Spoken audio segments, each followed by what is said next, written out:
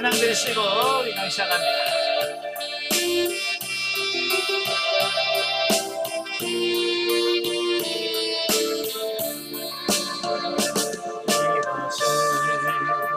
너희에게 이르면 너희는 내 안에서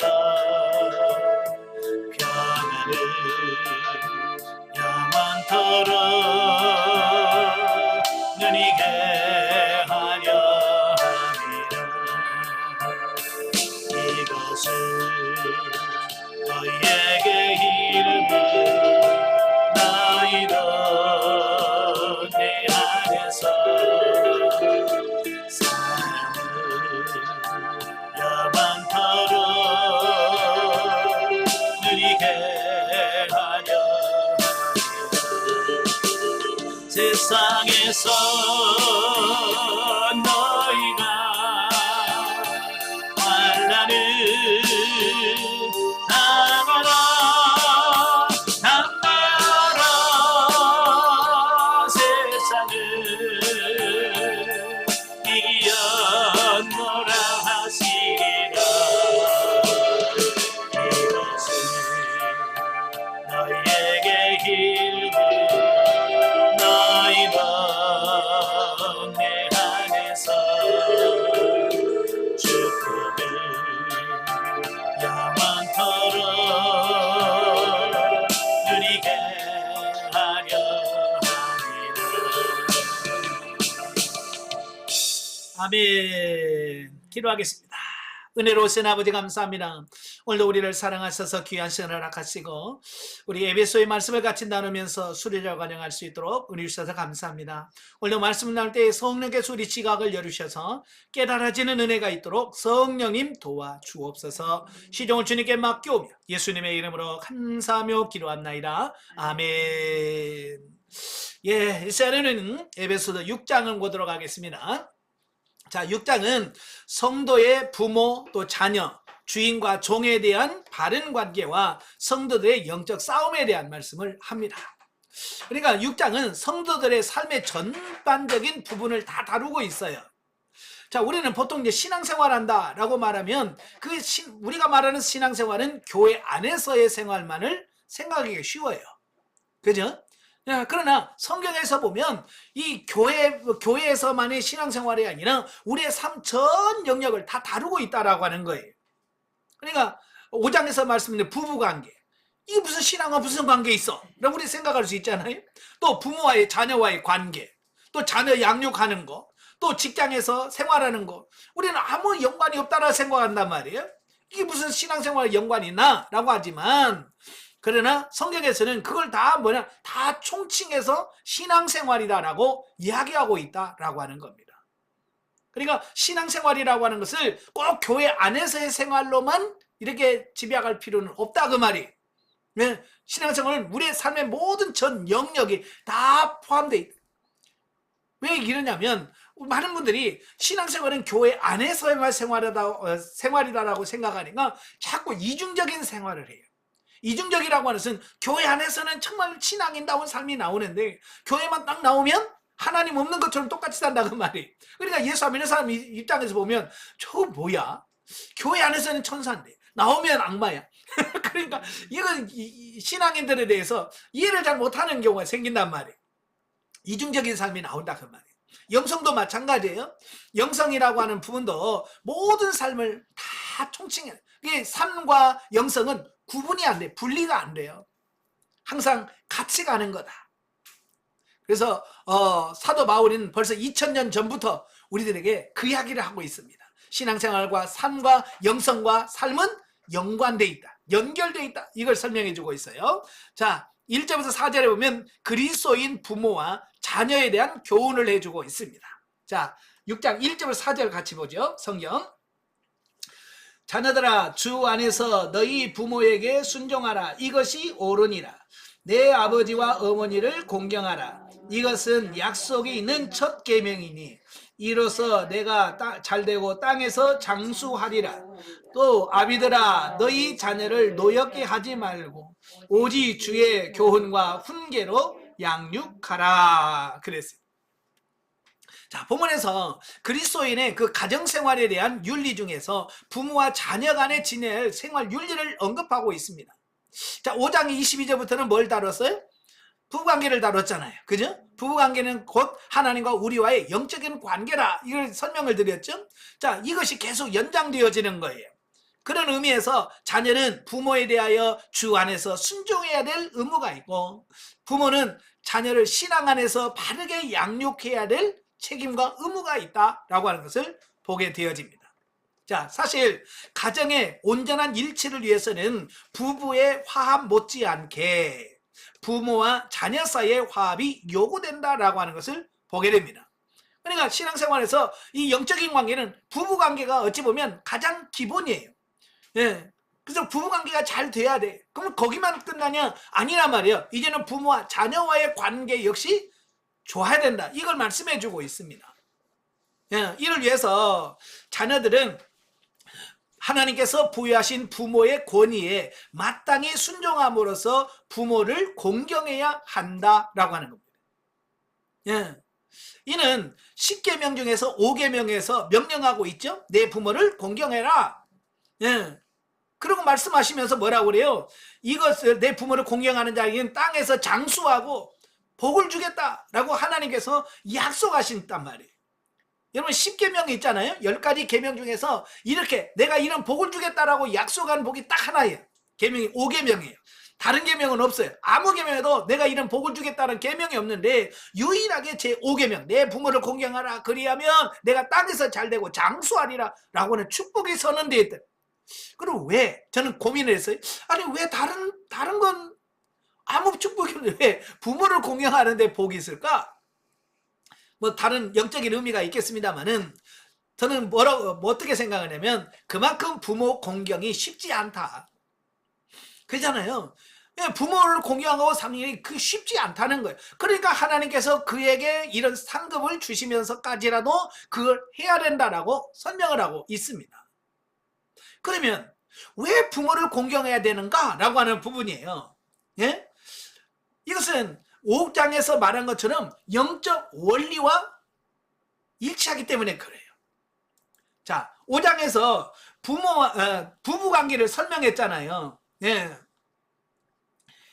남편, 아내. 남편은 하나님을 상징하고 아내는 성도, 즉 나를 상징한다 그 말이에요. 이게 영적 원리란 말이에요. 이게 부부의 영적 원리예요. 그러면 가정에서는 뭐예요? 부모, 자녀. 자, 여기서 부모는 누구를 가리킬까요? 예, 하나님을 예표하네요. 자녀는 누구냐? 성도 우리를 가리키는 거예요. 그러니까 자녀에게 부모를 공경하라라고 하는 말은 결국 무슨 말이에요? 예, 하나님을 공경하라, 이 말과 같은 말인 거예요. 바로 이런 영적 원리를 이해하시고 이 본문을 보셔야 돼요. 아시겠죠? 예. 그래서 내 자녀들이 부모를 공경하는 것이 마땅하다. 그 이야기를 하고 있습니다. 자, 하지만 성경은 부모를 조롱하며 순종하기를 싫어하는 자의 눈은 골짜기에 까마귀에 쪼이고 독수리 새끼에게 먹이리라고 저주하는 말을 잠언서 30장 17절에 또 에스겔서 22장 7절에 말씀해주고 있거든요. 왜 부모를 공경하지 아니하고 부모를 조롱하고 부모의 말 안 듣는 사람은 왜 이런 징계가 있을까라고 하는 겁니다. 심지어는 부모를 치거나 부모를 저주하는 자는 돌로 쳐 죽이라고 출애굽기 21장 15절, 레위기 20장 9절에 말씀해주고 있거든요. 아니 왜 이렇게 부모를 공경 안 하는 것을 왜 이렇게 돌로 치라고 말하고 있고 새들의 먹이로 주라고 왜 그렇게 심한 말을 할까라고 하는 겁니까? 예? 방금 제가 말씀 영적 원리를 얘기하고 있다고. 예? 이건 단순히 육신과의 관계가 아니야. 바로 영적인 관계예요. 하나님을 섬기느냐, 하나님을 공경하느냐 안 하느냐, 이걸 얘기하고 있는 거예요. 그래서 그렇게 성경에서는 심하리만큼 강조하고 있다라고 하는 거예요. 하여튼 부모 사랑, 부모의 사랑은 하나님의 부성애적 사랑을 상징한다는 것을 감안해요. 그러니까 부모가 자식을 사랑하는 것은 하나님이 우리를 사랑하는 것을 비유적으로 보여주는 거예요. 그죠? 부모가 자식을 사랑을 하죠? 예, 또 부모에 대한 자녀의 공경은 부모 하나님 공경의 첫걸음이냐 외적 표현이라고 할 수 있다는 점에서 성도들에게 중요한 의의를 지닌다라고 하는 것입니다. 우리가 하나님을 뭐라고 불러요? 아버지라고 부르잖아요. 그죠? 우리 아버지예요. 하나님 우리 아버지라고 불러. 이것은 하나님께서 우리 아버지가 되신다는 것을 의미하거든요. 그래서 하나님이 우리 눈에 보이면 참 좋겠지요. 그죠? 그래야 잘 섬길 수 있는데 하나님은 안 보여. 우리 아버지라고 하는데 안 보인단 말이에요. 그래서 하나님 어떻게 섬기지? 보이지도 않는데. 그래서 하나님께서는 보이지 않는 하나님을 대신해서 보이는 하나님의 대리자를 딱 세워준 게 누구냐? 그게 부모님이란 말이에요. 그래서 너 하나님 안 보이지? 그래, 보이는 부모를 하나님처럼 섬겨. 그러면 하나님을 섬기는 법을 깨닫게 될 거야. 그 이야기를 하고 있는 겁니다. 그래서 눈에 보이는 부모님을 잘 섬기면 하나님을 섬기는 법을 배우게 된다라고 하는 거예요. 예. 그래서 우리가 부모를 잘 섬겨야 돼. 그래서 이스라엘 백성들은 부모 섬기는 것이 싫어요. 힘들어. 예. 그래서 심지어는 무슨 제도를 만드냐면 고르반 제도라는 걸 만들어요. 고르반이라는 것은 하나님께 드림이 되었다 그런 뜻이거든요. 그러니까 이게 부모를 섬겨야 되는데 부모를 공경하기 싫은 거예요. 그러면 뭐냐? 부모를 공경해 섬겨야 될 걸 다 그냥 헌금으로 드려버려. 헌금으로 다 성전에 드려놓고 뭐라고 하냐면 나 하나님께 다 드렸으니까 나 부모 공경할, 부모 섬길 의무가 없습니다. 그렇게 하고 헌금 해버리면 부모를 공경 안 해버리는 거예요. 요즘으로 말하면 이런 거예요. 부모의 용돈 드려야 되고 할 것을 나는 교회라 다 됐으니까 교회 헌금해버렸거든요. 그러니까 나 부모 용돈 안 줘도 됩니다. 이렇게 말하는 거 똑같은 거예요. 예, 그건 아니라는 거예요. 성경에서 말하는 내 부모를 공경하라는 말을 실천하지 않는 것과 같다라고 주님이 책망하십니다. 그러니까 눈에 보이는 부모님은 보이지 않는 하나님의 대리인인 거예요. 그러니까 하나님께 하듯이 부모를 공경할 때 결국 부모를 공경하면서 하나님을 공경하는 법을 배우게 돼요. 그러니까 육신의 부모 말씀을 안 듣는 것은 결국 하나님의 말씀을 안 듣는 게 되는 거예요. 이해가 되시죠? 자, 반면에 또 한편 부모는 자녀에게 그가 마땅히 행할 바를 가르쳐야 된다는 겁니다. 부모의 의무와 책임이 뭐냐? 자녀들을 잘 신앙적으로 양육하는 거예요. 그래서 잠언 26장 6절, 이사야 38장 19절에 보면 바로 그걸 말씀해주고 있어요. 이때 부모도 자녀를 자기의 소유물인 양 생각하고 무조건적인 권위를 내세우며 강압적으로 다루는 일이 없어야 된다라고 말씀해주고 있습니다. 그래서 본문에 보면 뭐라고 되어 있어요? 아비들아 너희 자녀를 노엽게 하지 말라 그랬어요. 노엽게 하지 말라. 그래서 노엽게 하지 말라라고 하는 말은 부모가 강압적으로 자녀들을 압박하지 마라. 예, 강압적인 어떤 그런 걸 통해서 자녀들에게 분노를 품지 않도록 해라 라고 말씀해주고 있습니다. 여러분, 이 강압적으로 한다는 말은 무슨 말이겠어요? 너는 내 자식이야, 내 마음대로 해도 돼 라고 하는 그게 그 안에 들어있는 거거든요. 그래서 자녀를 자기 마음대로 하는 태도를 바꿔야 된다. 그러니까 내 소유물이 아니라면, 자녀는 내 소유물도 아니고 하나님께서 위탁해 놓은 존재, 영혼, 하나님께서 내게 맡겨진 영혼으로 인식하고 받아들여야 된다라고 말씀하고 있습니다. 그러나 인간의 부모의 욕심이 있다 보니까 어때요? 머리로는 그래 하나님이 내게 맡겨진 영혼이야 라고 하는 이 생각은 있는데 실제적으로 보면 아이들 보면 열받아. 그죠? 노는 꼴을 못 봐. 왜냐하면 부모로서 욕심이 그 안에 들어가니까. 욕심이 들어가면 항상 그렇게 돼 있더라 그 말이에요. 그래서 욕심을 내려놓는 것이 참 중요해요. 근데요, 이게 말이 쉽지 않더라고요. 저도 보면 내려놨다라고 말하는데 여전히 이 안에 아직도 기대하는 게 있어요. 예. 그 기대하는 게 안 이루어지면 이상하게 감정이 나와.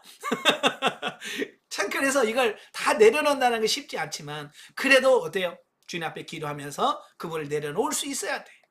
아시겠죠? 자, 특별히 부모는 자녀에 대해 하나님께서 그 백성을 사랑하신 것 같이 헌신적으로 사랑해야 하며 그들이 모든 것의 주인인 하나님의 소유임을 깨닫고 두려운 마음으로 책임성 있게 양육해야 된다라고 하는 겁니다. 예. 그래서 내가 내 자녀를 사랑하면서 우리가 깨달아야 되는 게 뭐냐면, 아, 하나님이 나를 이만큼 사랑하시는구나, 이걸 깨달아야 돼. 근데 우리는 뭐요? 내가 자녀를 사랑하면서 뭐라고 생각하냐면, 에? 나는 이렇게 사랑이 풍성해, 그것만 생각해. 하나님이 나를 그만큼 사랑하고 있다는 거, 그걸 모른다, 그 말이에요.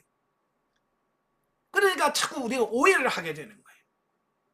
제가 전에도 강의 시간에 말씀드린 것 같지만, 우리 아들이 초등학교 4학년 때인가요? 홍역이 걸렸어요. 홍역 무섭더라고요. 말만 들어요. 옛날에 사람이 죽는다는 말이, 그는 뭘 그 사람이 죽어, 그런데 실제로 그 홍역 앓는 아이들을 보니까, 야, 진짜 죽겠다, 정말 죽을 수 있겠다, 이런 생각이 들어요. 학교 갔다 오더니 아이가 감기 걸린 것처럼 골골거려요. 예. 그래서 저는 처음에는 감기인 줄 알았더니 나중에 보니까 얼굴에 막 발진이 생기고 온몸에 빨간 막 점들이 막 생기더라고요. 그래서 병원에 갔더니 홍역이라는 거야. 근데 막 호흡을 못 하는 거예요. 잠을 거의 못 자는 거예요. 그래서 어느 날은 그 아이를 얼르고 달래고 해가지고 겨우 잠을 자더라고요. 그래서 나도 이렇게 잠을 자는데 한 새벽 1시나 2시나 됐는지 아들이 막 깨가지고 막 기침을 하고 막 하는데 숨도 못 쉬면서 막 컥컥컥 하는 막 그 기침 있잖아요. 그 막 기침하면서 막 그냥 힘들어하는 모습을 보는 순간 제가 너무 안타까운 거예요. 그래서 자다가 저도 일어나가지고 우리 아들을 머리에 손을 얹고 기도했습니다. 하나님, 이 아이의 아픔을 나에게 주세요. 내가 대신 이 아이의 아들 대신 내가 대신 아플 테니까 이 아픔을 나에게 주시고 이 아이를 치유시켜 주십시오 하고, 그 새벽에 자다가 1시 2시에 눈물을 흘리면서 하나님께 기도를 했습니다. 그런 기도를 하고 있는데 하나님의 음성이 나한테 들렸어요. 네가 네 아들을 사랑하느냐? 예, 사랑하지요. 그때 하나님께 다시 말씀하시는 거예요. 네가 네 자녀를 사랑하는 그 이상으로 내가 너를 사랑한다. 바로 내가 너를 그만큼 그 이상으로 사랑하고 있다는 것을 내가 너로 하여금 깨닫도록 하기 위해서 이 아픔을 주셨다라고 말씀하시는 거예요. 그래서 저는 우리 아들을 위해서 기도하다가 이제는 처음에는 아들이 불쌍해서 울었는데 이제는 하나님의 사랑이 너무 큰 거예요. 그래서 하나님의 사랑이 너무 큽니다. 그래서 주님의 사랑 때문에 울었어요. 근데요, 그때부터 하나님께서 우리 아들을 치유시켜 주시더라고요. 열이 내려가기 시작을 하고, 발진이 끝나고, 그래서 치유가 되어지는 것을 보게 돼요. 그래서 하나님께서 내 아들을 정말로 사랑하듯이, 내가 내 아들을 사랑하듯이 하나님이 나를 그만큼 이상으로 나를 사랑하고 있다는 것이 피부적으로 깨닫게 돼요. 여러분도 내가 특별히 사랑이 많아서 너들 내 사랑 받은 것 감사해, 그러지 마세요. 예, 그 하나님의 사랑이 크다는 걸 여러분 이해하시고 깨달으라, 그 말이에요. 예. 자, 그 다음에 5절부터 9절입니다. 자, 5절부터 9절은 그리스도인의 종과 상전에 관한 교훈인데요. 요즘에 뭐 종, 노예 없잖아요. 그러니까 아마 요즘엔 노사 관계로 이해하면 될 것 같아요. 예, 고용인과 피고용인 그 과정으로 이해하면 좋겠습니다. 자, 5절부터 9절 같이 보겠습니다. 종들아, 두려워하지 말며 성실한 마음으로 육체의 상전에게 순종하기를 그리스도께 하듯 하라. 눈가림만 하여 사람을 기쁘시게 하는 자처럼 하지 말고 그리스도의 종들처럼 마음으로 하나님의 뜻을 행하고 기쁜 마음으로 섬기기를 주께 하듯 하고 사람들에게 하듯 하지 말라. 이는 각 사람이 무슨 선을 행하든지 종이나 자연이나 주께로부터 그대로 받을 줄을 알미라. 상전들아, 너희도 그들에게 이와 같이 하고 위협을 그치라. 이는 그들과 너희의 상전이 하늘에 계시고 너희에게는 사람을 외모로 취하는 일이 없는 줄 너희가 알미라. 아멘. 자, 본문에서 이 종과 상전의 관계에 대하여 교훈을 하고 있습니다. 자, 이것은 보면은 이제 오늘날의 고용인과 피고용인이라고 하는 사회생활과 관련된 교훈이라고 할 수 있다. 왜냐하면 노예제도가 없기 때문에. 자, 사실 인간의 범죄 이후 인간이 이룬 사회는 불평등과 계급적 구조라는 뼈아픈 현실을 양산하고 말았다. 그렇죠? 하나님께서 처음 우리 인간을 만드실 때 뭐 계급을 만드신 게 아니에요. 왜냐하면 하나님께서는 아담과 하와 딱 둘만 만들었거든요. 예, 그래서 서로 사랑하면서 자녀를 양육하면서 가정을 꾸리고 그 다음에 민족을 꾸리고 자 이렇게 하나님이 하셨어. 근데 이 타락한 인간들이 세상을 지배하면서 그 지배를 편하도록 하기 위해서 만든 게 계급 신분이에요. 계급제도를 만들고 신분제도를 만들었다 그 말이에요.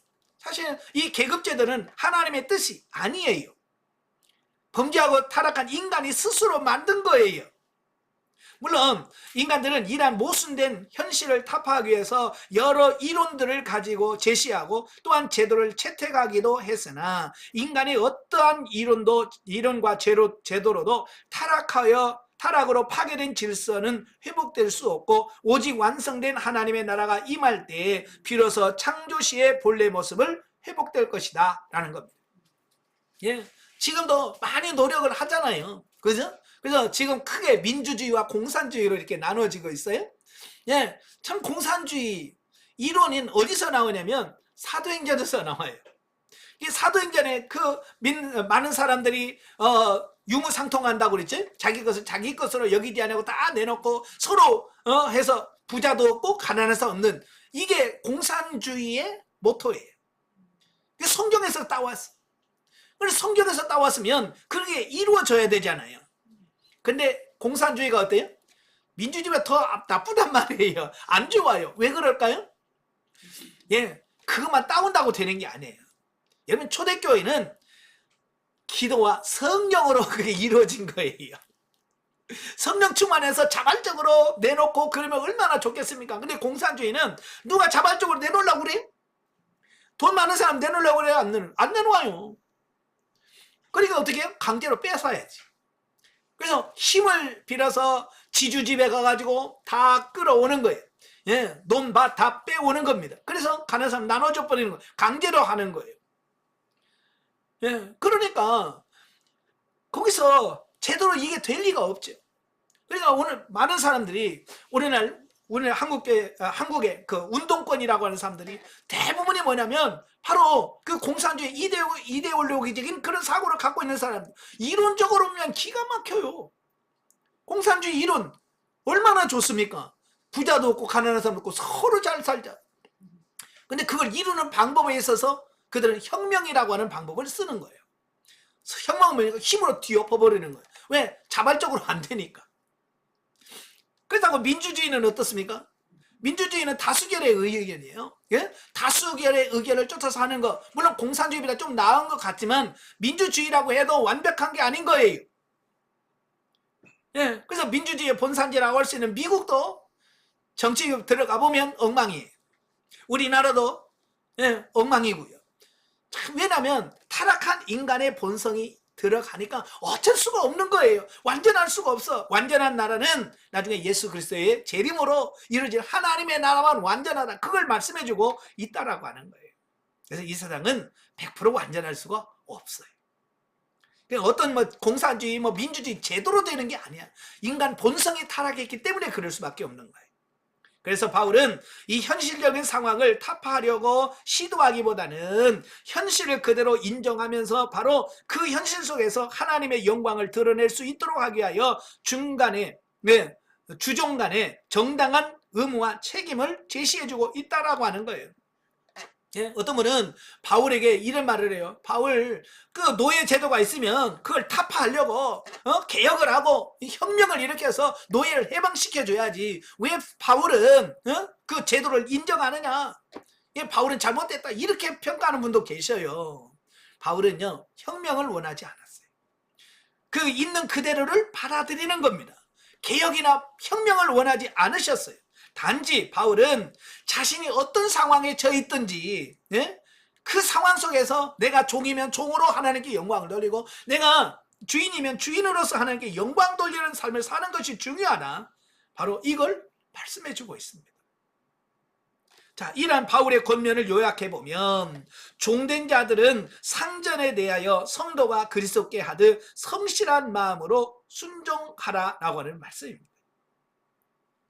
그러니까 바울은 계속 일정한 원리를 가지고 설명을 해요. 자, 이건 남편과 아내 또 부모와 자녀와의 관계가 똑같아. 자, 보시면 부모와 자녀 똑같죠? 자, 여기서는 뭐라 그래? 상전, 종, 똑같아. 이 원리는 똑같아. 이 원리는 변함이 없어. 변함이 없어야 원리지. 그죠? 상전은 누구냐? 하나님이에요. 그래서 상전에게 뭐라 그래? 죽게 하듯 해라. 예, 종은 죽게 하듯이 하나님을 섬겨라. 그 이야기를 하고 있는 거예요. 그러니까 이 원리를 여러분 이제 머릿속에 딱 집어넣으시고 성경을 때 그 원리를 설명하고 있구나. 그래서 원리로 접근해야 돼요. 그 원리를 접근 안 하면 왜 노예제도 찬성했냐? 바울 나 인정 안 한다. 이렇게 나온다 그 말이. 자, 상전된 자들은 하늘에 있는 그들의 상전이 있음을 깨닫고 종들에게 대하여 가혹해하지 말고 후대하라는 사실이에요. 예. 사실 그리스도 예수 안에서 볼 때 상전이나 종이나 다 같이 하나님의 종들에 불과하다라고 하는 것. 그죠? 하나님 입장에서 보면 상전이나 종이나 다 똑같은 하나님의 자녀예요. 그냥 사에서 그냥 상전이 있고 종이 있을 뿐이죠. 예.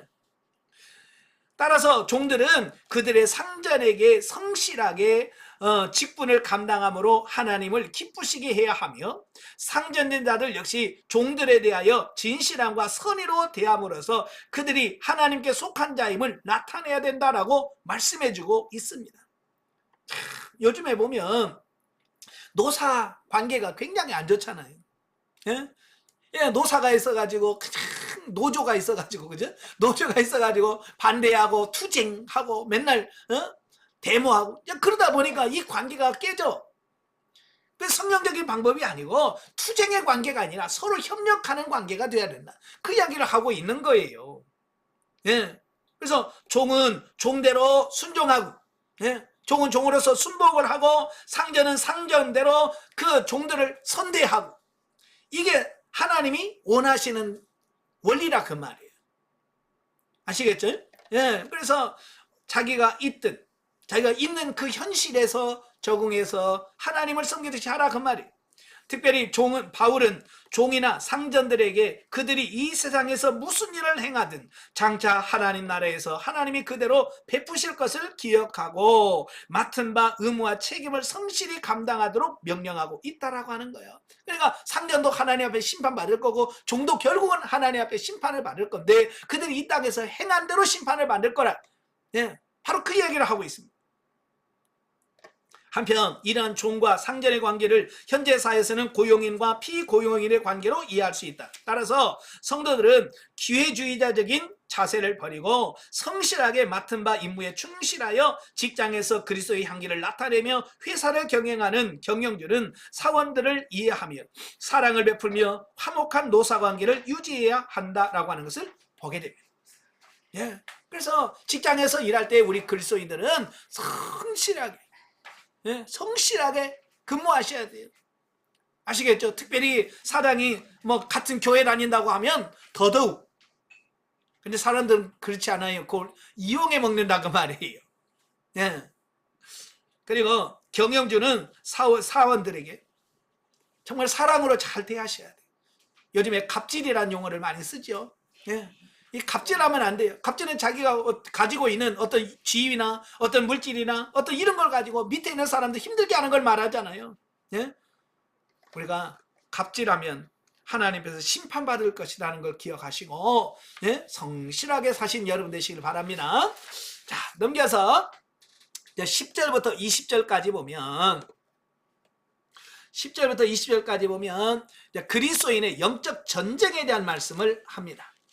그리스도의 영적 전쟁에 대한 말씀인데요. 우리 같이 읽겠습니다. 끝으로 너희가 주 안에서와 그 힘의 능력으로 강건하여지고 마귀의 관계를 능히 대적하기 위하여 하나님의 전신갑주를 입으라. 우리의 씨름은 혈과 육을 상대하는 것이 아니요 통치자들과 권세들과 이 어둠의 세상 주관자들과 하늘에 있는 악의 영들을 상대함이라. 이러므로 하나님의 전신갑주를 취하라.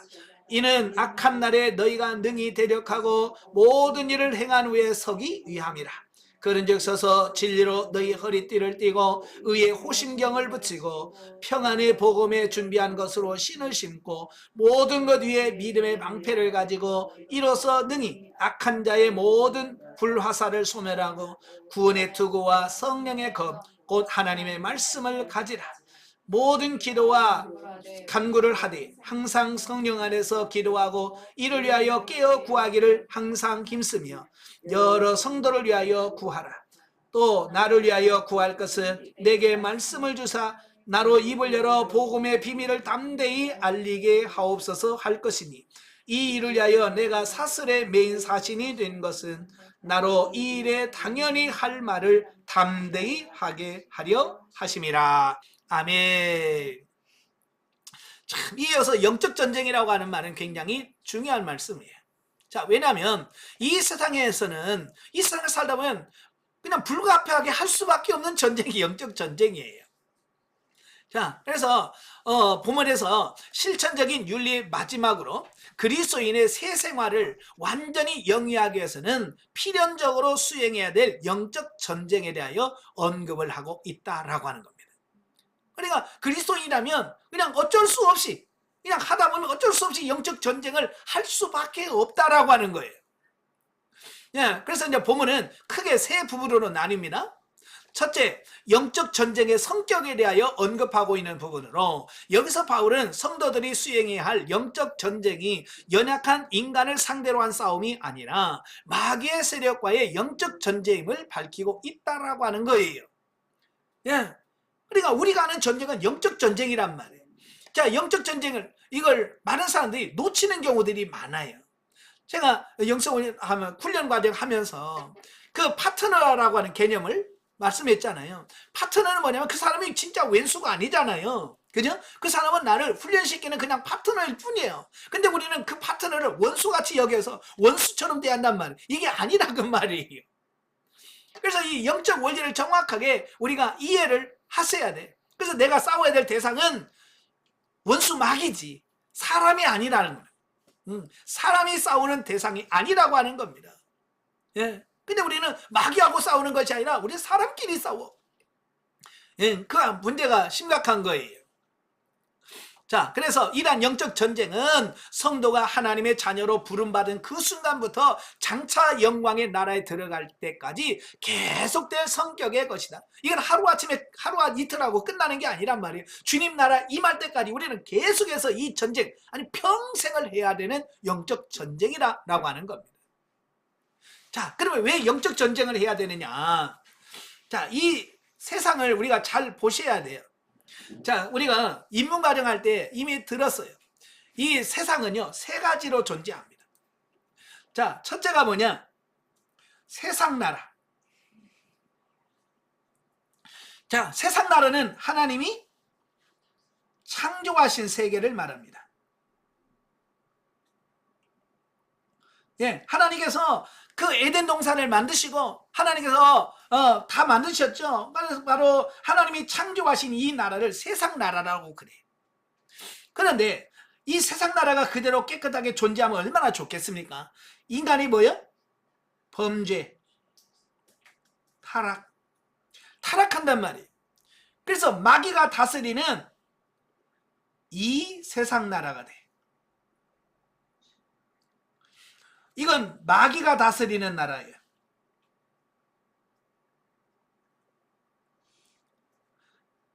예, 마귀가 그래서 오늘 보면 공중권세 잡은 자들이라고 했잖아요. 이 공중권세 잡은 이 마귀들이 다스리는 나라. 그러니까 이 세상 나라를 이 마귀가 다스리는 나라로 바뀌어진 거예요. 예. 그래서 마귀를 이 세상 임금이라 그래요. 예, 예수님이 그러죠. 이 세상 임금이 마귀다 이렇게 이야기를 합니다. 예, 마귀에게 빼앗긴 나라예요. 그래서 하나님께서는 이 마귀에게 빼앗긴 나라를 하나님께서는 다시 찾아오는 겁니다. 다시 찾아오는 것을 현세천국이라고 그래요. 이 세상에 이루어진, 예, 이 세상에서 이루어 가신 하나님의 나라를 현세천국이라고 그래요. 그래서 이 세상에 속한 나라를 우리가 뭐 해야 돼요? 구원해야 되거든요. 자, 이걸 비유로 말하면, 지금 우리가 북한이라고 있잖아요. 그죠? 북조선이라고, 그죠? 여기에 사람들이 있잖아요. 여기서 탈북하잖아요. 우리나라에서 어떻게 해요? 받아들여. 그죠? 어서 오세요. 그리고 우리가 환영한단 말이에요. 자, 이러니까 북한에서 지금 북한 정권이 우리나라를 좋아하겠어요? 싫어하겠어요? 굉장히 싫어하겠죠. 왜 자꾸 자기들 국민 빼가니까. 사실 빼가는 게 아니라 지네들이 오는데. 그죠? 마찬가지로 우리가 이 세상, 마귀가 다스리는 이 세상에서 나라를 우리가 전도하잖아요. 전도해서 어디로 와? 현세천국으로 데려와. 그럼 마귀는 어때요? 싫어해요. 바로 이 전쟁이 뭐냐? 바로 영적 전쟁이에요. 이해가 되시죠? 예. 마귀, 이 세상 나라, 마귀가 다스 이 세상 나라에서 이 현세천국으로 데려오는 이 과정이 전쟁이에요. 이걸 영적 전쟁이라고 말씀을 하고 있는 거예요. 그러니까 이 전쟁은 뭐 하루아침에 끝나는 게 아니에요. 언제까지? 주님의 재림하셔서, 예? 백보다 심판 할 때까지, 그때까지 계속 진행이 된다라고 보시면 되겠어요. 예. 따라서 성도들은 하나님께 속한 자로서 하나님의 일을 감당하고 마귀의 유혹으로부터 자신을 보호하기 위해서 하나님의 능력을 힘입어서 마귀에게 대적해야 된다라고 하는 겁니다. 네. 그래서 우리는 이걸 알고, 아, 마귀를 대적해야 되는구나. 네? 마귀와 싸워야 되는구나. 이걸 알 수 있게 되어지는 겁니다. 자, 그래서 이제 둘째, 영적 전쟁을 위한 성도들의 준비를 언급하고 있다. 여기서 바울은 성도들이 마귀의 괴계를 대적하기 위해서는 하나님의 전신갑주로 무장해야 된다. 여러분, 전쟁을 할 때 중요한 게 뭐냐면 무장. 어떤 무기를 갖고 있느냐, 어떻게 무장해야 돼. 이게 굉장히 중요한 거예요. 우리도 역사적인 검증이 된 게 뭐예요? 6.25 때 보세요. 6.25 전쟁이 일어난 지 3일 만에 우리 서울이 함락이 돼요. 왜? 예, 사실은 우리 대한민국은요, 그때 전쟁 준비가 안 돼 있었어. 전쟁 준비가 안 돼 있어. 북한은요, 소련제 탱크에 뭐 다 준비했는데, 남한은요, 그런 준비를 안 했어요. 무기적인 차이가 나는 거예요. 그냥 총으로 탱크를 어떻게 할 수가 없어. 그래서 쫓기고 낙동강까지 간 거예요. 만약에 유엔이 참전하지 않았다면 이 대한민국이라는 나라는 존재하지 않을 거예요. 근데 하나님이 보아서 유엔군을 보내주셔서 어떻게요? 북쪽으로 밀고 가. 그래서 지금 대한민국이 존재하는 거예요. 예. 그래서 지금 우리나라가 신경 많이 쓰는 게 뭐예요? 준비하는 거예요. 무기를 새로 만들어내고 찍어내고 사오고. 왜? 6.25 때 경험해 봤잖아요. 준비하지 않으면 이렇게 망한. 우리는 영적으로도 마찬가지예요. 영적으로 우리가 무장하지 않으면 6.25와 같이 그런 비극이 우리 안에 있습니다. 마귀를 대적하지 못합니다. 내가 준비하지 않으면. 그래서 끊임없이 우리가 준비해야 된다라고 말씀해 주고 있습니다. 그래서 실로 마귀는 인간의 힘을 훨씬 능가하는 능력을 소유한 영적 존재다. 따라서 성도들은 모든 능력에 뛰어난 능력을 지니신 하나님의 능력을 의지할 때 비로소 마귀를 대적하여 승리할 수 있다. 예, 우리 힘으로는 불가능해요. 그러나 하나님의 능력을 던져보고 하나님 도와주실 때 우리가 가능하다. 자, 우리나라는요, 정권을 바뀌어도 항상 강조하는 게 뭐냐면 한미 공조. 예. 한미 동맹을 강조합니다. 왜 그래요? 우리나라 단독으로는요, 북한과 싸우거나 중국과 연합해 오면 감당할 힘이 없어요. 우리나라 자체로는요, 이걸 막을 힘이 없어요.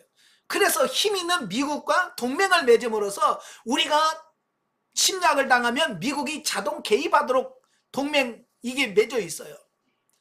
이게 중요한 거예요. 그러니까 북한이 못 내려오는 이유가 뭐냐? 우리 대한민국 뒤에 미국이 버티고 있기 때문에 그런 거예요. 마찬가지로 우리가 연약해. 내 힘으로는 안 돼. 상대가 안 돼. 마귀 상대가 안 돼요. 그러나 우리 뒤에 누가 있어요? 하나님이 내 뒤에 동맹으로 딱 계신단 말이에요. 그래서 하나님의 능력을 덧입으면 마귀도 우리를 어찌할 수 없다라고 하는 것을 말씀해주고 있는 거예요. 예. 그래서 바울이 여기에 언급된 성도들의 무장은 고대 로마 병사가 전투에 임하기 위하여 갖추어야 될 장비를 비유하고 있습니다. 군인들 보세요. 완전 군장하고 완전 무장을 하잖아요. 예? 한여름에도 그냥 다 쓰고, 예? 총 들고 다 다니잖아요. 우리가 보면 아이고 반팔 입고 반바지 입고 덥다고 난리인데, 그죠? 그래서 군인들이 덥다고 다 벗어버리고 알몸으로 다니면 어떻게 돼? 예? 전쟁이라는 건 어떻게 합니까? 그래서 군인들은 아무리 더워도 군복 입고 착용하고 다녀. 준비를 항상 갖추는 겁니다. 이게 중요한 거예요. 이건 오늘날 저와 같이 신앙생활하는 우리들에게 주는 메시지예요. 바울이 던지는 메시지가 그런 거예요. 준비하고 있어라. 그래야 이 전쟁에서 이길 수 있다. 그 말씀을 하고 있습니다. 자, 세 번째는 뭐냐? 영적 전쟁 수행 방법으로서 여기서 바울은 성령 안에서 항상 깨어 기도해야 된다라고 말씀하고 있습니다. 여러분, 영적으로 준비하고 무장만 하면 뭐합니까? 잠자면 뭐예요? 아무것도 못하잖아요. 그렇잖아요. 잠자고 있으면요, 아무리 무장하고 뭘 해도요, 잠자는 순간 아무 능력이 없어요. 그래서 사도 바울은 무장하고 그 다음에 깨어있어라라고 하는 말을 하고 있는 겁니다. 잠자는 군인은요, 아무 힘을 못 써요. 성경에 보면 잠자는 사울이 다윗이 2번이나 죽일 기회가 있었잖아요. 그죠? 그 옆에 있는 사람, 부하 직원이 뭐라고 그래? 부하가? 이거 2번 찌를 것도 없습니다. 왜? 천하의 사울도, 잠을 자는 사울은요, 이건 2번 찌를 거 없어요. 한 방에 끝나. 참, 그 삼국지에 장비가 나오잖아요. 유비, 관우, 장비가 나오는데요. 이제 장비 그러면 힘의 천하장사잖아요. 그죠? 근데요, 그 장비도요, 나중에 죽어요. 죽임을 당하는데, 어떻게 죽임을 당하냐면, 술 먹고 잠을 자. 잠을 자니까 천하의 장비도 힘 못 써. 그냥 죽어요. 그런 걸 보면서, 아무리 힘 있고 능력 있고 뭘 해도 자면 힘이 죽는구나. 이 힘을 쓸 수가 없구나. 이걸 원리를 말씀해 주고 있는 거예요. 그러니까 사실 병사가 아무리 무장을 철저히 하고 있다 할지라도 깨어 적의 공격을 대비하지 않는다면 필은 패할 수밖에 없다라고 하는 거예요. 예. 그와 같이 성도들도 모든 무장을 갖춘 후에는 깨어 기도함으로 마귀의 공격을 대비해야 된다. 그래서 바울이 깨어있다라고 하는 말은 결국 뭐요? 기도한다는 말과 같은 거예요. 그러니까 여러분, 내가 영적으로 깨어있어요 라고 하는 말은 무슨 말이에요? 나 기도합니다 라는 말이고, 나 지금 잠자요 라고 하는 말은 기도 안 한다는 얘기예요. 지금 어때요? 깨어있나요? 잠자고 있나요? 예. 내가 깨어있는지는 내가 기도하면 내가 깨어있는 거예요. 내가 기도하는 건 내가 잠자고 있는 거예요. 잠자는 건 마귀 밥이라니까. 그래서 여러분들이 잠자지 말고 깨어서 기도할 수 있어야, 그래 영적으로 깨어 있어야 마귀들이 여러분을 덤비지 못하는 거예요. 주님은 십자가를 앞에 두고 깨어 기도함으로 마귀의 영적 전투에서 승리할 수 있었다. 예, 마태복음 26장에 나오잖아요. 예, 예수님 뭐라고? 내가 심히 괴롭게 나를 위해서 깨어 기도 좀 해달라. 제자든 다자예요. 근데 예수님은 어때요? 이마에 흐르는 땀방울이 핏방울이 되도록 하나님께 기도했습니다. 그러니까 새벽에 자기를 잡으러 오는 사람들에게 뭐라? 누구를 찾느냐? 나사렛 예수다. 나다. 예수님 기도하니까 당당하잖아. 근데 깨어나도 자고 깨어나도 자는 제자들은 어때요? 예수님 끌고 가니까 다 도망가버려. 예. 베드로는 멀찍이 쫓아가다가 나 모르겠는데 3번 주님을 부인합니다. 여러분, 기도하지 않으면 베드로처럼 부인할 수밖에 없고요, 다른 제자들도 도망갈 수밖에 없어요. 그래서 제자들은 예수님의 부탁에도 불구하고 깨어있지 못함으로써 영적 전투에서 실패했어요. 결국 예수님을 부인하는 지경까지 이르렀음을 우리는 기억해야 된다. 이건 좋은 예예요.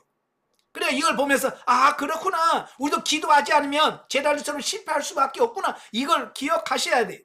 근데 오늘 많은 분들이 교육을 받으면서도 훈련을 받으면서도 기도 안 해요. 그렇게 하라고도 징하게 안 해. 그러면 결국 누가 좋아하겠습니까? 마귀밖에 좋아하는 사람 없잖아요. 저도요, 기도하는 게 좋아서 하는 거 아니에요. 어떤 분이 그래요. 목사님은 기도하는 게 좋죠. 아니요, 나도 힘들어. 나도 기도 안 했으면 좋겠어요. 그런데 내가 기도 안 하면 잠자는 거라고 그랬잖아요. 예, 내가 잠자면 누가 제일 좋아해? 마귀가 제일 좋아하겠죠. 내가 왜 목사인데 마귀 좋아하는 일을 왜 합니까? 그래서 저도 깨어서, 피곤하지만 깨어서 가서 기도하려고 하는 게 뭐냐, 마귀가 싫어하는 걸 해야 되니까. 예, 여러분도 여러분이 좋아하는, 편하면 마귀가 좋아합니다. 그래서 여러분들이 힘들더라도 기도 생활 꼭 하시길 바랍니다. 예, 21절 24절은 이제 끝맺는 말입니다. 우리 다 같이 보겠습니다. 21절부터 24절 다 같이. 나의 사정 곧 내가 무엇을 하는지 너에게 알리려 하노니 사랑하는 받은 형제요, 주 안에서 진실한 일꾼인 두기고가 모든 일을 너희에게 알리리라. 우리의 사정을 알리고 또 너희 마음을 위로하기 위하여 내가 특별히 그를 너희에게 보내었노라. 아버지 하나님과 주 예수 그리스도께로부터 평안과 믿음의 겸한 사랑이 너 형제들에게 있을지어다. 우리 주 예수 그리스도를 변함없이 사랑하신 모든 자에게 은혜가 있을지어다. 아멘. 이건 끝맺는 말, 인사죠. 보면은 본서의 최종 결론에 해당되는 부분으로 본서신의 전달자인 두기고에 대한 소개와 수신자인 에베소 교회를 중심으로 한 소아시아 교회들에 대한 축복을 선언하고 있습니다. 자, 결론으로 성경 계시발전사적 이해를 보도록 하겠습니다. 자, 이 에베소 6장에서는 강건하여지고, 그리고 10절에 보면 끝으로 너희가 주 안에서와 그 힘의 능력으로 강건하여지고, 그래서 강건에 대한 부분을 같이 보도록 하겠습니다. 자, 강건. 자, 국어 사전에 보니까 이 강건을 뭐라고 되냐면 굳세고 건강하다. 예, 굳세고 건강한 것을 강건하다라고 이렇게 말씀을 했어요.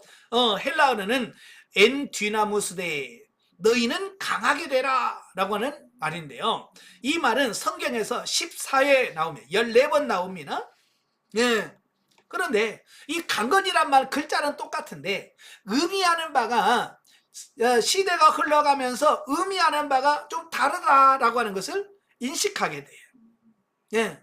그래서 구약에서의 강건과 신약에서의 강건과 오늘날의 강건이 진짜 의미는 뭐냐? 자, 이걸 우리가 잘 보셔야 돼요. 자, 구약에서의 강건은 항상 제가 말씀드렸잖아요. 오늘은 강건에 대해서 말씀했는데요. 구약은 예표와 모형과 그림자라고 그랬어요. 그래서 이 강건이라고 하는 말은 주로 구약에서는 어떤 강건을 얘기하냐면 육체적인 강건을 강조합니다. 그래서 구약에서는 전부 다 강건하다, 건강하다 그러면 다 뭘 얘기하냐? 육체를 이야기해요. 예. 자, 그걸 기억하시면서 본문을 보시면, 자, 여호수아 14장 11절. 여호수아 14장 11절. 자, 11절, 12절 같이 보겠습니다. 모세가 나를 보내던 날과 같이 오늘도 내가 여전히 강건하니 내 힘이 그때나 지금이나 같아서 싸움에나 출입에 감당할 수 있으니 그날의 여호와께서 말씀하신 이 산지를 지금 내게 주소서. 당신도 그날에 들으셨거니와 그곳에는 아낙 사람이 있고 그 성읍들은 크고 견고할지라도 여호와께서 나와 함께 하시면 내가 여호와께서 말씀하신 대로 그들을 쫓아내리다 하니. 아멘. 자, 이제 가나안 땅을 정복을 하고 그 땅을 이제 분배한단 말이에요. 분배할 때 갈렙이 가서 뭐라고 말하냐면, 내 나이가 지금 85세입니다. 내가 85세인데 나 아직 팔팔합니다. 그죠? 여기서 말하는 팔팔하다, 강건하다는 것은 뭘 말하는 거예요? 예, 육체적인 걸 말하는 겁니다. 예, 나는 가나안 정복하고 그 이 산지를 주면 내가 정복할 힘이 있습니다. 그 이야기를 하고 있다라고 하는 겁니다. 예, 아시겠죠? 그래서 여기서 말하는 강건은 육체적인 강건을 의미해요.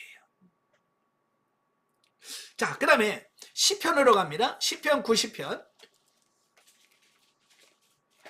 시편 90편 10절에 보면 이 90편은 모세가 지은 시거든요. 자, 모세가 지은 시인데요. 자, 10절 봅니다. 우리의 연수가 70이요 강건하면 80이라도 그 연수의 자랑은 수고와 슬픔뿐이요 신속히 가니 우리가 날아가나이다 그랬어요. 자, 여기서 말하는 강건하면 80이, 이 강건은 어떤 강건을 의미할까요? 예, 육적 강건을 의미합니다. 사실 신명기서 34장에 보면 모세가 120살에 죽었거든요. 그런데 거기서 뭐라고 말하냐면 눈이 흐리지 않냐고 기력이 쇠하지 않았다라고 얘기를 해요. 예, 참 모세가 복받은 사람이에요. 예, 오래 산다고 중요한 게 아니잖아요. 강건하고 건강하게 오래 살아야지. 그죠? 예, 가끔 이제 신방을 요양원에 가보면 거기에 수많은 그 할머니 할아버지들 노인분들이 쭉 있잖아요.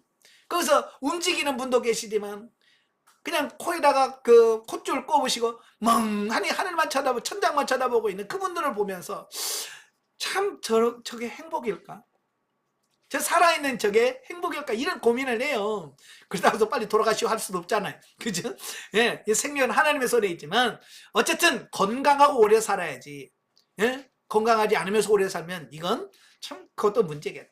그래서 하나님 앞에 늘 기도하는 게 뭐냐면 하나님 건강하게 살다가 주님 부르시면 가겠습니다. 예. 몇 살까지 사느냐 뭐 100살 안 바래요. 그냥 건강하게 살다가 그냥 하루아침에 가는 게 제일 복이. 예.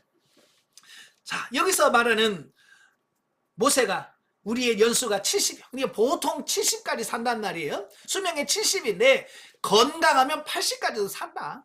그 육체적인 이 부분을 말씀해주고 있다라고 하는 거예요. 자, 그 다음에 다니엘서 10장 19절. 자, 10장 19절 보면 이르되 큰 은총을 받은 사람이여 두려워하지 말라 평안하라 강건하라 강건하라 그가 이같이 내게 말하매 내가 곧 힘이 나서 이르되 주께서 나를 강건하게 하셨사오니 말씀하옵소서. 그러죠. 예, 이 다니엘이 하나님을 경험하고 나서 그냥 혼절해 버리는 거예요. 하나님의 권세와 능력 앞에서 혼절해. 그러니까 사람 같은 거 하나가 나를 만지며, 예, 어루 만지면서 강건해라, 강건해, 힘내라고 하잖아요. 예, 힘을 써라고 하니까 그가 힘을 얻었다라고 말합니다. 자, 여기서 말하는 이 강건은 어떤 강건일까요? 예, 육체적인 강건을 말한다라고 하는 거예요. 예. 또 그 다음에 스가랴서 9장 17절. 스가랴서 9장 17절. 그의 형통함과 그의 아름다움이 어찌 그리 큰지 곡식은 청년의 새 포도주는 처녀를 강건하게 하리라 그랬죠. 그래서 강건도 마찬가지고요. 또 11장 16절 보라 내가 한 목자를 이 땅에 일으키리니 그가 없어진 자를 마음에 두지 아니하며 흩어진 자를 찾지 아니하며 상한 자를 고치지 아니하며 강건한 자를 먹이지 아니하고 오히려 살찐 자의 고기를 먹으며 또 그 굽을 찢으리라. 자, 여기서 강건이란 말이 나오죠. 자, 이렇게 구약에서 나오는 강건은 모두가 다 육체적인 걸 얘기해요. 그러니까 아직도 우리가 구약적 개념에 강건하다, 건강하다라고 하면 뭘 연상을 하냐면 지금 또 육체적인 요걸 기억하는. 그래서 여러분도 하나님 앞에 기도하면서 하나님 나를 건강하게 주옵소서. 뭘 건강하게 해달라는 걸? 육의 건강을 위해서 기도하고 육의 건강만을 위해서 산다 그 말이에요. 그래서 열심히 약 먹고 열심히 운동하고 다 뭘 위해서? 육체적인 건강을 위해서. 자, 그런데요, 이제 신약 시대로 가면 예수님께서 이 개념을 완전히 뒤엎어버려요. 그렇다고 해서 육체 건강이 무익하다는 말이 아니에요. 육체도 건강 잘 관리하셔야 됩니다. 그러나 진짜로 중요한 게 뭐냐? 뭐가 진짜 중요한 거냐? 누가복음 10장 17절 20절입니다. 누가복음 10장 17절부터 20절 다 같이 70인이 기뻐하며 돌아와 이르되 주여 주의 이름으로 귀신들도 우리에게 항복하더이다. 예수께서 이르시되 사단이 하늘로부터 번개같이 떨어지는 것을 내가 보았노라. 내가 너희에게 뱀과 전갈을 밟으며 원수의 모든 능력을 제어할 권능을 주었으니 너희를 해칠 자가 결코 없으리라. 그러나 귀신들이 너희에게 항복하는 것으로 기뻐하지 말고 너희 이름이 하늘에 기록된 것으로 기뻐하라 하시니라. 아멘. 자, 예수님이 70명의 제자들을 불러놓고요, 둘씩 짝을 지어서 전도를 내보냈어요. 전도를 내보내면서 그들에게 뭘 주시냐면 귀신을 쫓아내고 각종 질병을 고치는, 육체를 강건하게 하는 이런 은혜와 능력을 주셨어요. 그리고 각처로 보냈습니다. 그래서 이 각처로 간 이 제자들이 그 전도 사역을 하고 돌아와요. 돌아와서 뭘 자랑하냐면 주여, 막 주님 이름으로 말하면 귀신도 떠나갑니다. 병자도 낫습니다. 막 그러면서 이 치유 이적을 자랑을 하는 거예요. 그때 예수님께서 하신 말씀이 그래요. 내가 봤다. 그런데 20절에 뭐라고 그래요? 그러나 귀신들이 너에게 항복하는 것으로 기뻐하지 말고 너희 이름이 하늘에 기록된 것으로 기뻐해라. 이건 뭘 말하냐면 지금 구약에서는 다 육체적인 걸 얘기했잖아요. 그죠? 아픈 병자가 치유가 되면 건강해지잖아요. 구약에서는 주로 이걸 이야기하는 거예요. 근데 예수님은 뭐라고 하냐면 병자 치유가 아니고 영적인 걸 얘기하고, 영적인 건강, 영적인 건강을 이야기하고 있는 거예요.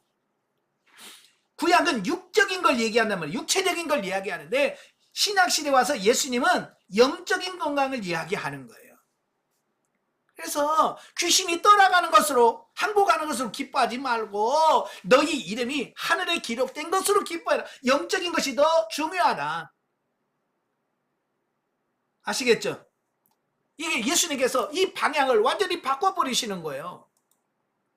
그래서 이제 우리는 이 개념을 바꿔야 돼요. 육체가 건강한 것이 아니고 이제는 뭐가 더 중요하냐? 영적 건강이 더 중요하다.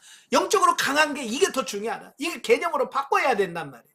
근데 많은 사람들이 바꿔요, 안 바꿔요? 지금 안 바꿔.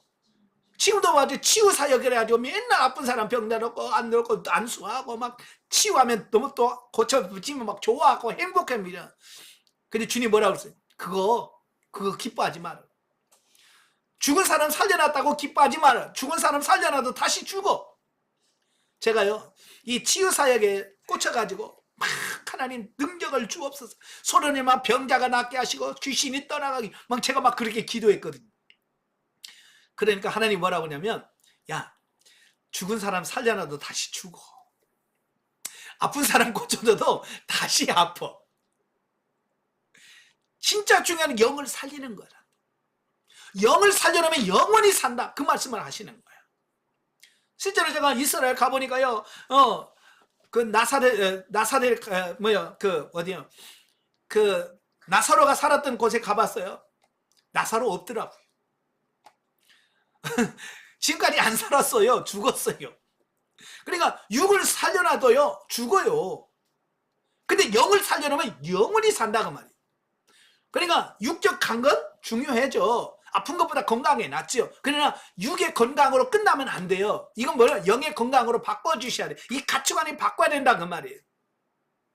그러니까 우리가 지금 내 영이 건강한가? 이걸 봐야 돼. 근데 우리는 영의 건강 살펴요? 안 살펴요? 관심도 없어요. 육적인 건강만 신경을 써. 혈압이 올랐네, 당이 올라갔네, 뭐 요것만 막 열심히 하면서 이거 어떻게 치유하지? 막 육적인 치료만 정신 쓰지 정말 중요한 영의 건강을 위해서는 별로다. 이 가치관을 바꾸셔야 돼. 자, 고린도전서 16장 13절에 보면 사도 바울이 고린도 교인들에게 하신 말씀이 있어요. 고린도전서 16장 13절에 보면 깨어 믿음에 굳게 서서 남자답게 강건하라. 예, 남자답게 강건해라. 이 남자는 건강, 강건의 상징이에요. 여성은 아름다움의 상징이잖아요. 마찬가지로 남자답게 건강해라. 이 말은 지금 육적인 건강을 얘기하는 거예요? 영적인 건강을 얘기하는 거예요? 영적인 강건을 얘기하는 거예요. 바울은 몸의 치유, 이걸 얘기하고 있는 게 아니라 그들이 영적으로 강건해야 된다, 이 이야기를 하고 있는 거예요. 또 에베소서 오늘 6장에 보면 10절에 보면 뭐라고 되어 있어요? 에베소서 6장 10절, 끝으로 너희가 주 안에서와 그의 힘의 능력으로 강건하여지고. 그래서 육을 말하는 거예요? 영을 말하는 거예요? 네, 영을 말하는 거잖아요. 영의 건강을 이야기, 영의 강건함을 얘기하고, 영적 강건함을 얘기하고 있는 거예요. 자, 요한 3서 1장 2절, 좋아하는 말씀이죠. 사랑하는 자여, 내 영혼이 잘된 같이 내가 범사에 잘되고 강건하기를 내가 간구하노라. 여기서 말하는 강건은 어떤 강건일까요? 육신적인 것도 포함되지만 영적인 강건함을 말하는 거예요. 예. 자, 이렇게 사도 바울, 사도 시대, 성령 시대, 교회 시대에 와서 계속해서 사도 바울이 말하는 강건은 무슨 강건이에요? 육적인 게 아니라 영적인 것을 이야기하고 있다. 예. 진짜 중요한 게 뭐냐? 육이 아니라는 거예요. 예. 근데 오늘날 많은 사람들이 어디다 신경 쓰냐? 영적인 것에 관심 없어요. 육적인데 온통 여기에다만 관심을 갖고 있어요. 지금 그래서 이 시대에 잘 되는 게 뭐예요? 병원만 잘 돼. 그죠? 병원에 가보세요. 인산이네요. 큰 병원, 이름난 병원 한번 예약하려면 한 달 기다려야 되는데, 어떤 병원은 석 달을 기다려야 되는데 의사 한번 만나서 칭찬을 받으려면. 왜? 온갖 지금 사람들은요, 육적인 사람들은요, 육신의 강건, 이 육체에만 온통 관심을 가져. 하나님을 모르는 사람은 그렇다 칩시다. 하나님을 모르니까 그렇다. 그리고 우리 예수 믿는 사람들은 달라야 될 거 아니에요. 예수 믿는 사람들도 똑같이 이 병원 저 병원 쇼핑하듯이 아침에는 이 병원, 오후에는 저 병원, 예? 하루에 막 두세 개씩 돌아다니면서 약봉다리 들고 다니면서 산다 그 말이. 물론 육체 관리 잘하는 게 중요해요. 그 하지 말라는 얘기가 아니에요. 육체적인 건강도 중요하면 그만큼 영적인 게 더 중요하다는 것을 이야기하려고 하는 거예요. 아시겠죠? 그래서 여러분, 영적인 건강을 위해서 지금 여러분 하는 게 뭐 있어요? 예? 육적인 건강을 위해서 매일같이 운동하죠? 예, 약 맨날 챙겨 먹죠? 그 영의 건강을 위해서는 여러분 약 챙겨 드시나요? 신약 구약?